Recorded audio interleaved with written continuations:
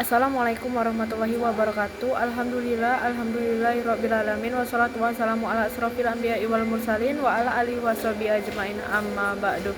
Pertama-tama yang saya hormati Bapak Syafran Araji MKM PhD selaku dosen pengampu mata kuliah metode penelitian. Nah, saya Kairani Putri dengan NIM 0801232214 semester 5 dari IKM 7. Di sini saya akan menyelesaikan sebuah tugas dengan judul pengaruh perilaku kebersihan mulut terhadap kualitas hidup pasien gingivitis dan penyakit periodontal. Bab 1 pendahuluan latar belakangnya yaitu penyakit periodontal adalah masalah kesehatan serius dengan prevalensi nasional mencapai 74,1%. Tingginya angka ini menunjukkan rendahnya praktik kebersihan mulut di masyarakat. Di tingkat lokal, laporan Puskesmas Medan Johor tahun 2024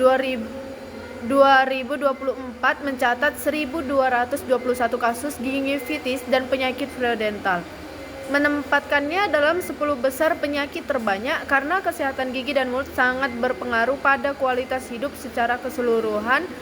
Penelitian ini dilakukan untuk menginvestigasi faktor penyebab persistensi penyakit tersebut dan menentukan strategi penanganan yang tepat di masa mendatang.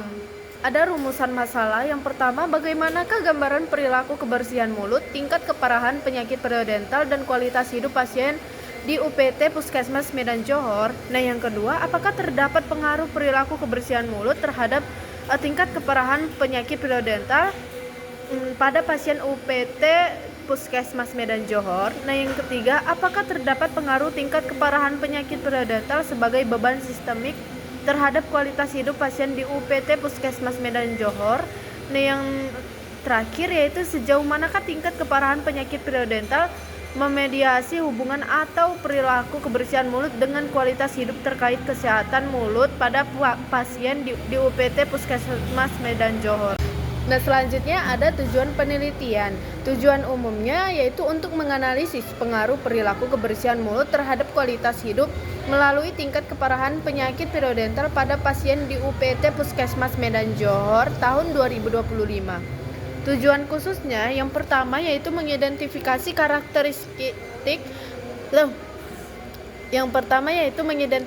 karakteristik responden mulai dari usia, jenis kelamin, pendidikan di UPT Puskesmas Medan Johor. Yang kedua, mengukur distribusi frekuensi perilaku kebersihan mulut, tingkat keparahan periodontal dan kualitas hidup responden. Nah, yang ketiga, menganalisis pengaruh perilaku kebersihan mulut terhadap tingkat keparahan penyakit periodontal. Nah, yang keempat, menganalisis pengaruh tingkat keparahan penyakit periodontal terhadap kualitas hidup pasien. Nah, yang kelima yaitu menganalisis peran mediasi tingkat keparahan penyakit periodontal dalam hubungan antara perilaku kebersihan mulut dengan kualitas hidup. Nah, selanjutnya ada manfaat penelitian.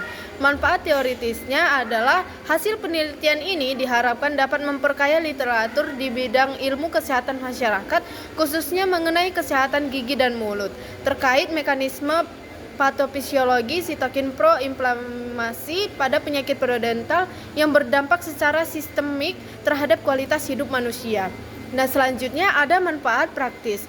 Yang pertama, bagi Puskesmas Medan Johor sebagai bahan evaluasi dan masukan dalam menyusun strategi promosi kesehatan gigi yang lebih efektif, khususnya dalam menekankan angka 1.221 kasus penyakit periodontal yang terdeteksi. Nah, yang kedua, bagi masyarakat untuk meningkatkan kesadaran masyarakat tentang pentingnya perilaku hidup masyarakat bersih di kesehatan serta kontrol rutin ke poligigi untuk mencegah kerusakan jaringan penyangga gigi yang parah. Nah, selanjutnya yang ketiga, bagi peneliti untuk menambah wawasan dan pengalaman dalam menerapkan metode penelitian kuantitatif, khususnya analisis mediasi pada masalah kesehatan masyarakat di lapangan. Selanjutnya yaitu ada bab 2 tinjauan pustaka atau landasan teori. Nah, yang pertama, pengertian gingivitis. Gingivitis adalah peradangan gusi ringan akibat plak bakteri bersifat reversibel dapat pulih, ditandai dengan gusi merah dan mudah berdarah tanpa kerusakan tulang. Nah, selanjutnya pengertian penyakit periodontal. Infeksi lanjut yang merusak jaringan ikat dan tulang penyangga gigi bersifat irreversible, tapi tidak dapat pulih sepenuhnya. Nah, selanjutnya ada OHRQOL, persepsi pasien tentang dampak kondisi mulut terhadap fungsi fisik, psikologis, dan sosial.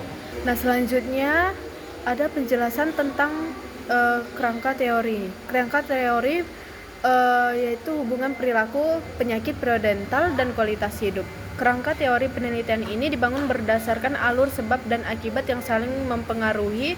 Yang pertama, faktor predisposisi atau perilaku kebersihan mulut. Teori ini menempatkan perilaku sebagai akar masalah. Praktek kebersihan mulut yang buruk seperti teknik menyikat gigi yang salah atau frekuensi yang jarang menyebabkan akumulasi plak bakteri pada permukaan gigi. Selanjutnya, rendahnya praktik kebersihan ini didukung oleh data nasional tahun 2018 di Riskesdas yang menunjukkan tingginya angka masalah gigi di Indonesia. Selanjutnya ada faktor patosiologi atau gingivitis dan penyakit periodontal. Nah, akumulasi plak yang tidak dibersihkan secara konsisten akan menyebabkan peradangan pada gusi atau gingivitis. Selanjutnya, jika tidak ditangani, peradangan ini berlanjut pada menjadi penyakit periodontal yang lebih parah yang melibatkan kerusakan jaringan pendukung gigi hingga tulang alveolar. Hal ini terkonfirmasi oleh tingginya kasus di Puskesmas Medan Johor.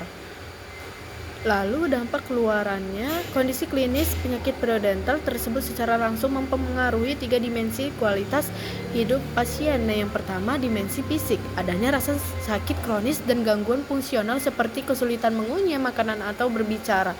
Selanjutnya